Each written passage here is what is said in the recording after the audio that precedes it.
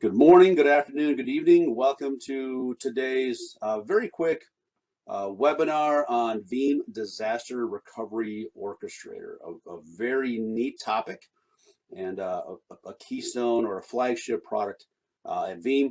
My name is Randy Lee. I'm a systems engineer. I am in the upper Midwest. Joining me on this call is... Hi, everybody. My name is Brett Rauber. I'm a senior system engineer at Veeam. I am in the Midwest and cover some of the southern part of the country as well.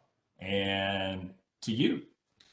And I'm Patrick Benson. I am also a systems engineer with Veeam. I cover the North Central Territory, mainly Illinois and Indiana.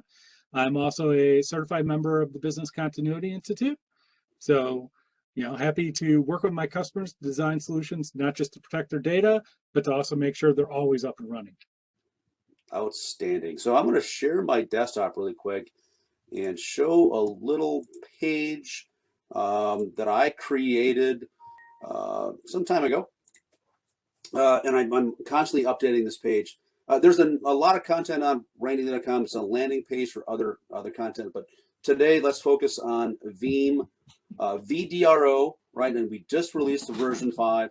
Veeam VDRO is the Veeam Disaster Recovery Orchestrator, right? The idea is to extend all the really cool features that come with Veeam backup and replication, right? Take that incredibly powerful product and automate it, right? Add some ability to recover in the event of a disaster. We'll get into those details momentarily. I do want to cover a couple things really quick before I turn it over to Patrick. Every conversation I have with customers, it's the default answer. They're all asking me about cyber insurance, or they're all being tasked with reducing, either acquiring cyber insurance or reducing their cyber insurance costs. So I did a little digging on what is driving those cyber insurance costs up, and I think we all see what's happening in the news. We see companies getting hacked. We know about the insufficient cyber security hygiene. We know about the increased impact and frequency of ransomware. Every hour of the day, someone's asking me about ransomware. Someone is being hit by ransomware. This is not a ransomware conversation, but I would definitely like you to look at our ransomware capabilities. And then the recovery-related costs, which is always increasing. Two things that I think we don't talk about enough, and I always ask customers about their IRPs, their incident response plans. Some customers have, most do not. Totally get it. It's not an easy thing to develop.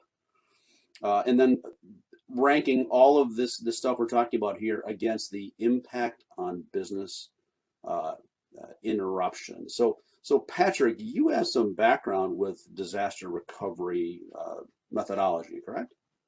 Yes, I do, Randy. In fact, I'm certified by the Business Continuity Institute, which I mentioned before. And that organization follows a framework which we teach all the members and which I personally have taught to many of my customers.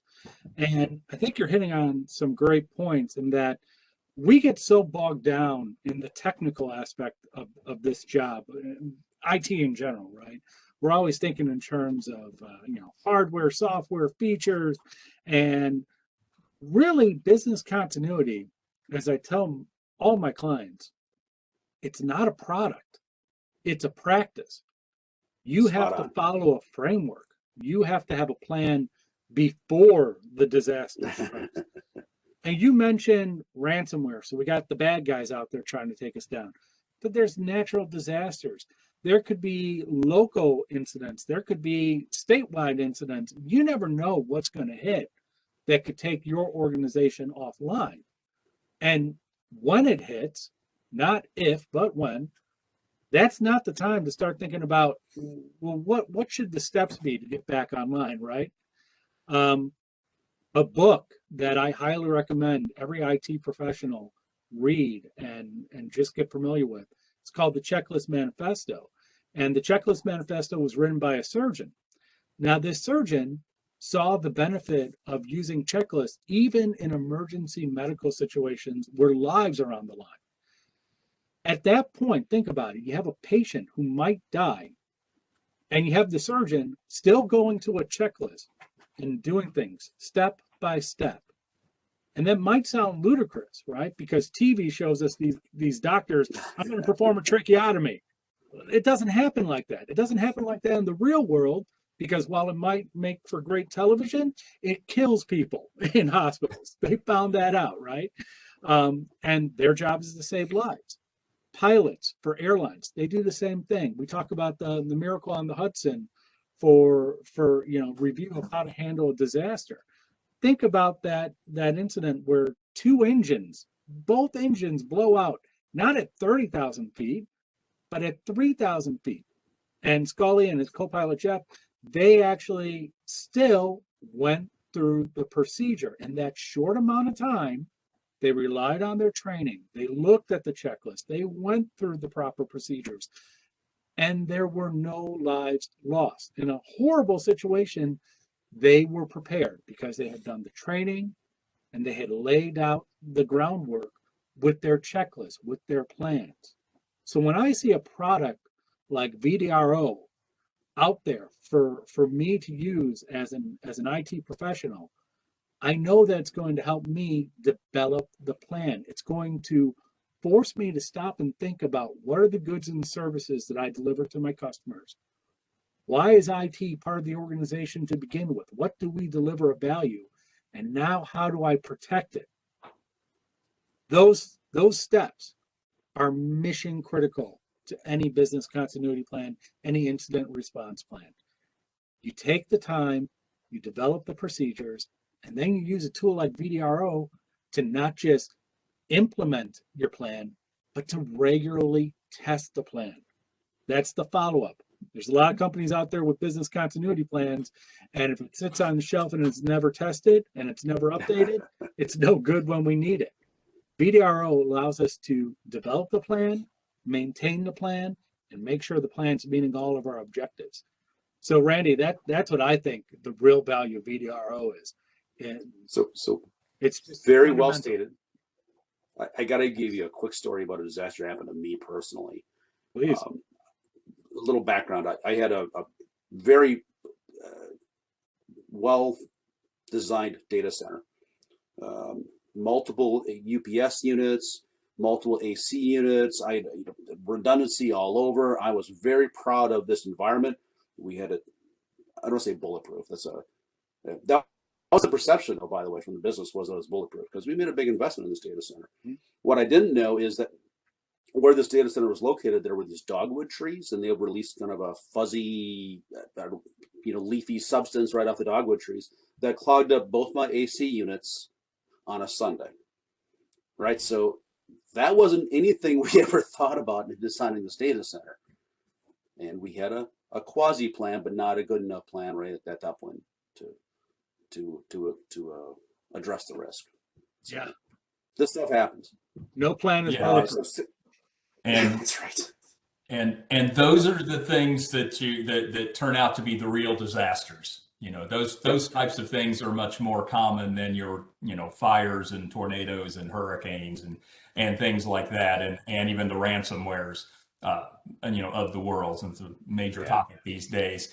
But I find it interesting that VDRO kind of bridges the gap between the business side and the IT side, and really can provide information that really brings it all together. So I spent 18 years in healthcare IT before coming to Veeam as an engineer, and getting back to some of the technical side is that sure backup functionality that's part of backup and replication and is orchestrated with VDRO, allowed me as an engineer to provide audit information in our annual audit functionality. We'd have the accounting firm would come in annually and say, hey, we need proof that systems X, Y, and Z are able to be recovered, and we need proof of disaster recovery testing and just recovery testing in general for these systems. And Veeam Sure Backup functionality allowed me to print them out a report to say, hey, here you go. Here's all the information you wanted. These systems were all tested. We did that once a month. These are all of the applications within those systems. all the functionality that was tested, and we could hand them a report. And what VDRO does is kind of takes that to another level, allowing you to schedule that and really create these very robust disaster recovery documents, for all of those plans. So not only do you have a simple report that says, yeah, we did these tests, we have this information of, what is the RTO and RPO for these systems? Who's responsible for these systems? Who do we contact in an emergency? And then all of the steps are laid out, and then all of the testing of all of those steps are also laid out, and you get the information, real world information about everything that happened during these tests. So, as someone who's used the Sure Backup portion of that in the real world, I find VDRO to be really invaluable to not only from a technical standpoint to allow you to schedule these things and have all the information generated, but for the business side as well. So when we look at things like cyber insurance, we've got this information, we've got this plan, and it's very easy to hand this documentation to the insurance provider to say, here's what we're planning for, here's what we're doing, and proof that we can take care of this in an actual disaster. I was always dinged on audits. An auditor would come in, and sure enough, I would fail. Despite all of our best efforts, we'd fail the documentation portion because engineers don't like to document stuff. I totally get it. It takes away from the stuff that needs to happen, or the keeping the lights on kind of stuff. Absolutely. Yeah. Mm-hmm. And having that report sure would have made my life a lot easier, and certainly made our business more robust, right? And additional revenue opportunities. So I'm not going to go through all the details in this webpage. You can certainly read these yourself. I have a list of 6 questions you should ask yourself about DR. Documentation is a key element. Knowledge, testing. We hit on all of this stuff. DRP, right? Disaster recovery plan components. What are your RTOs? What are your organizational expectations? Again, I'm not going to go through all this. Inventory of hardware and software assets, right? Veeam 1. Defined roles and responsibilities, documented procedures. I do like this one. I'm going to call this one out in particular, the crisis communication plan. And I have some details on how to create that from ready.gov, right? If something were to happen, who do you call? What do? Do you spend your entire time answering phone calls, or do you have a specific process and method to get the information out? And then here's the big one, and Brett hit on this, Sure Backup. There is a content out here in Sure Backup. I encourage you to look at it. This is not a Sure Backup conversation specifically, but there's certainly elements of it. There are some new capabilities, by the way, and there's a lot to cover on here, and we have limited time. By all means, reach out to us specifically. We do have new orchestration plans around HPE. We have direct failover utilizing HPE snapshot technology. There's a number of things that we can do, new dashboards and inventory view. We can do a demo for you, with you, right? Even a POC. There's some videos out here. Very talented individual on our team, Melissa Palmer, has put together a number of VDRO videos. I encourage you to look at those in your opportunity or in your free time. Is that a joke? Free time? Got some diagrams out here as well. So what's the difference? And this is a question for either Patrick or for Brett. Why do I need VDRO when I have VBR? That's a great question, and I'll take a first stab at that. Sure. So Veeam Backup and Replication, great product, right? It protects the data. It can help us manage the data. And that's a very specific set of tasks. Now, when we talk about VDRO, right, disaster recovery orchestration, that's not protecting the data. That is not managing the data. That is ensuring that goods and services are being delivered in the appropriate way. It's a completely different set of tasks. That's why you need a completely different product. And I know there's people out there who want to confuse and muddy the waters by saying, no, that's all part of the same thing. I would say that is the equivalent of saying, well, my car mechanic, he can change and rotate my tires, and he can also rebuild my engine. So it's all the same thing. No, it's not. It's one occupation that needs to have a diverse set of skills and the appropriate tools with which to successfully use those skills. So, if we look at VBR as the answer to everything, it quickly becomes just a hammer, and every problem, it's just a nail, right? So VBR is the first step, the foundation of a data protection strategy, and VDRO is a Yeah. higher level. And absolutely, and that was the word I was going to use, Randy, is the foundation. And again, I find that the two products, sort of bridge the gap between IT and what the business needs are from a documentation standpoint, an automation, and a planning standpoint.